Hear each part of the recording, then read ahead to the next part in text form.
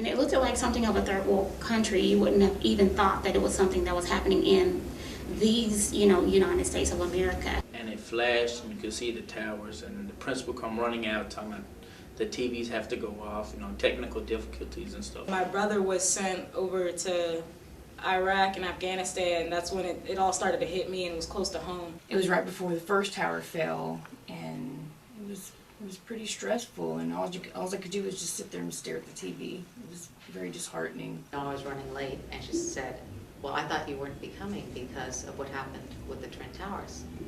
I said, what happened with the Twin Towers? She said, they're gone. And it makes you realize that at any given moment, any of us could be called to some act of heroism, and it makes you stop and think, what would I do?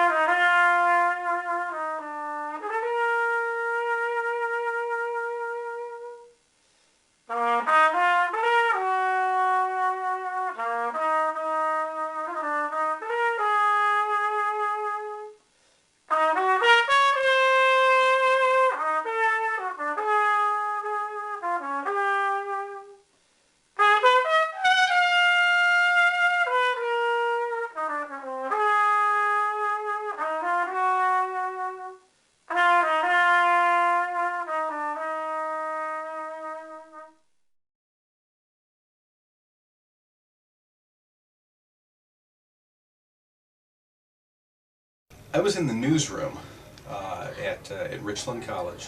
I was working in the journalism department over there, and was actually on the computer, on the internet, and saw a report that a plane had hit the first tower.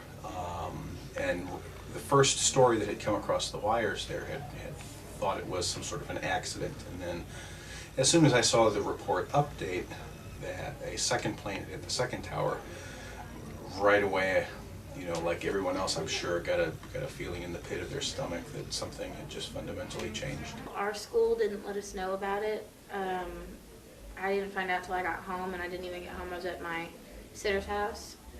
She lives down the street from us, and she drove us. And the city, because I was a 6th grader, the city looked like Dallas, and my mom works in Dallas, and it was one of her big buildings. They have two that look exactly alike, because she works for AT&T. And I was freaking out, worried, because she left me there with her 100-year-old grandma, because I was old enough to watch myself, but just not at my house, to go pick up my sister. So I was watching it on TV, freaking out, thinking it was my mom. I don't have a cell phone, so I tried to call her from the house phone. She wouldn't pick up. And so it worried me, because I didn't actually know where it was, and I was watching the news thing, but it was on mute. And I was trying to read it, but I couldn't read it fast enough. And I was just freaking out that it was Dallas. I didn't know it was New York.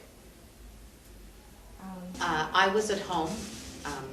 I was a rather new mom. I was at home with my son Daniel, who was born in May. And I was going to go shopping that day, so I'd arranged for a babysitter, a family member who lives in town. And I called her to let her know I was running late, and she said, well, I thought you weren't coming because of what happened with the Twin Towers. I said, what happened with the Twin Towers? She said, they're gone. What do you mean they're gone? Because I've been in New York, so I've seen the Twin Towers and how those are a great architectural significance, and they're big, they're massive. So I couldn't, the words had no meaning to me. I couldn't connect the meaning of the words with the actual physical event. So I turned on the television, and by that time my son had woken up, and I held him, and I just cried because I couldn't believe the devastation that had occurred on that day, and the lives lost for all of the Americans, and then the first responders as well. So I was very deeply moved, obviously, and still am. Well, first I was stationed over in Italy with my parents and my brother, and I was about 11 years old at the time, and we had just gotten out of school, and we were actually in the middle of a checkers tournament, and then all of a sudden you see people running in left and right where our youth center was, picking up kids that weren't their own, and like people that they knew, because we're on a high alert and we don't know what's going on. And then finally, when it was my turn to get picked up, I find out the Twin Towers were hit and that the U.S. was under attack and everything. And so we have no clue what's going on. Every base is locked down, and all military personnel is locked down on different bases. So parents who are in the military can't come pick up their kids, and we can't see them. Everybody's scattered and going on. So it was kind of scary when, you know, when I'm coming from a school that has bomb threats and terrorist threats on the daily, and then finally you actually have something big. It's actually scary to realize what's happening.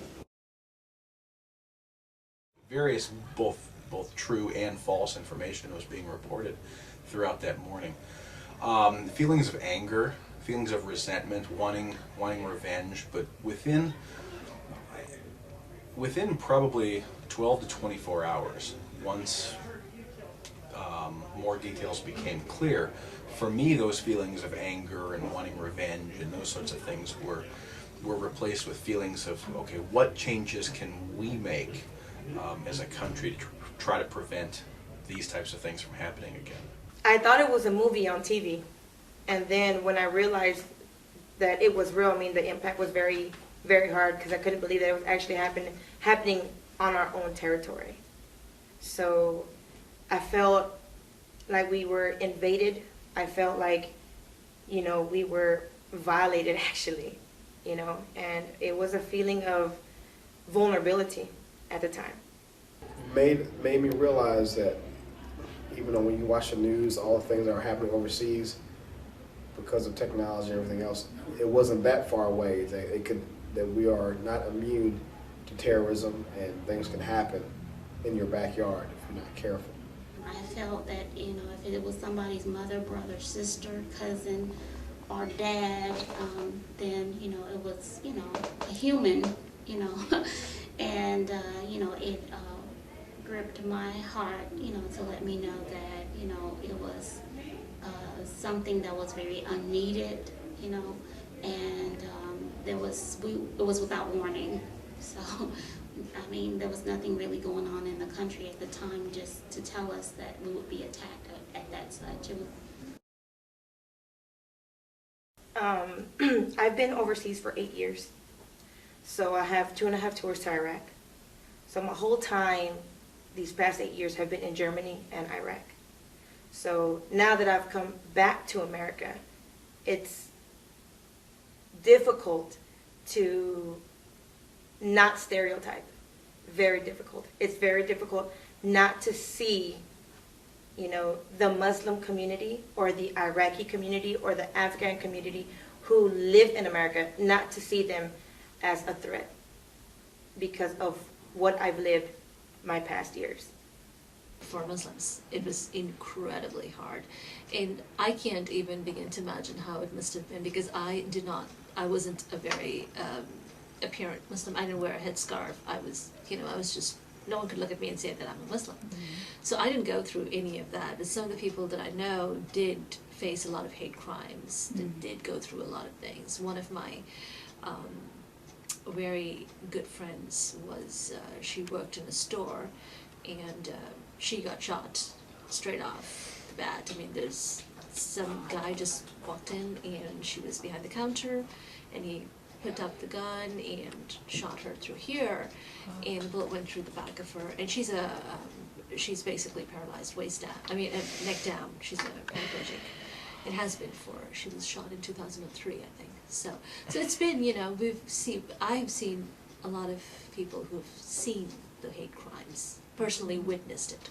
And so it wasn't just the 9/11, but what came after that too was, and I think it's still a little bit there, but it's going away now. I believe it's wrong to treat people like that because not everybody is a terrorist. Not everybody had anything to do with 9/11. You know, those people, they came over here to America to be able to practice religious freedom, so we shouldn't, you know, try to persecute them or kill them because of their religion. At school, you could just see how they became the others. You could see that they were isolated, and I didn't feel like that my life was in danger just by associating with them, but I could tell that other people were afraid of them. Some of my friends that are Muslim, they said that right after the attacks that, a family member has been killed or just assaulted because they fit the description. Historian, I predict the past, but that past is too recent to talk about as far as lessons to take away. I think you have to see 9/11 as part of a continuity of our relations with the Middle East and with other countries in the world, going all the way back into the 1950s. And 9/11 was just the culmination of our involvement in countries in the Middle East in ways that we should not have been involved, that made people in the Middle East angry at us. And 9/11 was the chickens coming home to roost, as it were. So if there's a lesson to be drawn from it, we really need to stop sticking our noses where they don't belong. I don't think we should have been there as long as we were, since, pulling back some troops, or maybe I don't think we should have sent so many people. But obviously, everybody that went was needed. Obviously, other people in other countries helped as well, they've been having those problems for a long time, so I think it was just built over years, the animosity towards each other that they had, in Iraq, from being conquered from other people. So definitely it was good for us to go help, and anybody else that assisted was good, but I mean, everybody continues to have problems, so you just have to continue to work at them. Every commander-in-chief, every president has his or her own, so far his, interpretation of what America's role is in the world. And our interest in America, as defined by this administration, is to bring democracy to more places in the world. Now, it also happens to coincide with our geopolitical interests. If we have more allies in the Middle East, that gives us better positioning in terms of any potential future conflicts in that region. So it's in our interest to have more democracies take hold in that area, because right now we have Israel, who is a very good, strong supporter, and we have Egypt, but they're undergoing change, and we've got the ever-changing situation in Libya and in Syria. So the more allies we can have in that area, the stronger America's geopolitical position will be. So there's a lot of interest we have at stake, in addition, of course, to the natural resource of oil, which our economy is very dependent on. If you go to Richland, it's very common to see students pray because they do have their population it's very diverse. So it's common, but here at Eastfield, where, we're used to seeing many Hispanics, if we were to see somebody pray, we would freak out. If we were to see somebody pray at the airport, we would definitely, pray ourselves that we don't get on the plane that they do. Unfortunately, I think they've changed in a bad way. They're too overly cautious, and they're too judgmental. It's back to judging a book by its cover. They're judging people by the way they look, the way they dress. Everyone's a suspect, and that's very unfortunate, because it's not fair. You're punishing a whole group of people that had nothing to do with what happened. I mean, over time, anything will change, and people will look and learn and try and figure out what it's all about, what Islam is all about, actually. We put it behind us and we move forward, and we try not to let evil or terrorism or fear paralyze us and keep us from doing what we're meant to do. I hate to say world peace, because it seems like such a trite answer, but that's what it's all about, striving for everyone to get along and to go back to old school, and where everyone cared about each other and cared about their neighbors and cared about what happened in their neighborhood and in their cities and towns, and it just seems to be lacking anymore. No one gets out, nobody gets involved. It's the same people doing the same things, and there's just not a lot of involvement anymore.